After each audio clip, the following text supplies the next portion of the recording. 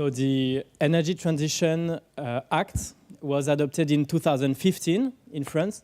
It's France's one of the main legislation for environments since the beginning of the 2010s. And it contains 215 articles. So there are four main objectives. The first objective is acting to mitigate climate change. This act intends to be France's contribution to the Paris Agreement, which was adopted right after in December 2015 during COP21. Second objective is preparing for the post-oil era. So the plan is the act is a plan for a transformation of France's energy system to make an energy system stronger, more resilient, and more sustainable. Committing to green growth, it's the third objective. The act intends to create 100,000 jobs in the short term, including 75,000 in the energy renovation sector. And the fourth objective is to finance energy transition. The act provides for the creation of 1.5 billion euros fund to finance green growth projects.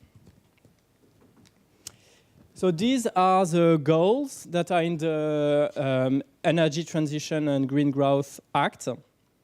So reduce greenhouse gas emissions by 40% in 2030 compared with 1990. Reducing the use of fossil fuel, the energy consumption, and there are goals for development of renewable energy. These are quite ambitious targets.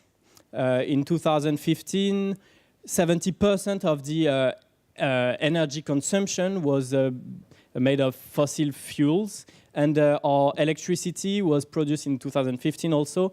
The electricity consumption was 70% from nuclear power. So the target to have 32% of renewable energy in 2030 is ambitious. In 2015, there were 15% of renewable energy in France in the consumption. The law has different chapters, but I'm only going to focus on topics that are related to today's topic, so energy planning in cities. For regional planning, regional energy and climate plans might be the main tools cities have to plan for energy and to mitigate and adapt to climate change. So this act provides that such climate action plans will now be adopted at intermunicipal level, so that the entire urban area will be covered by such plans. But Paris, due to its size, is an exception and adopts a climate plan for its own territory. Energy-related data. So the Act provides that energy-related data will now be transmitted to the public authorities by the gas and electricity and heat network operators. District heating and cooling systems. The municipality is now competent for the development and the operation of district heating and cooling network. And cities now have to adopt a master plan for district heating and cooling systems. And the city of Paris decided to go further and adopt a master plan for multi-energies, including electricity and gas.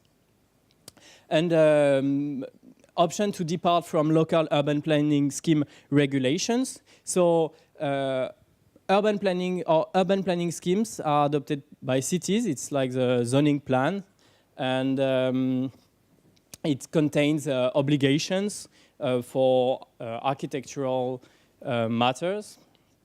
And the law, the energy transition law, provides for the option to depart from these obligations for energy transition. For example, it will now be easier to have an external insulation on buildings, and there won't be problems with the local planning scheme, the PLU. And fresher news. So as you might know, France elected a new president, Emmanuel Macron. In his campaign, he promised to stay on course for the objectives of the Energy Transition Act. And last July, our new minister for the environment, Minister for the Ecological and Inclusive Transition, Nicolas Hulot, whom you can see on the left side of the picture. He presented a new climate plan, France climate plan. It's not a law, it's a roadmap to reach carbon neutrality by 2050.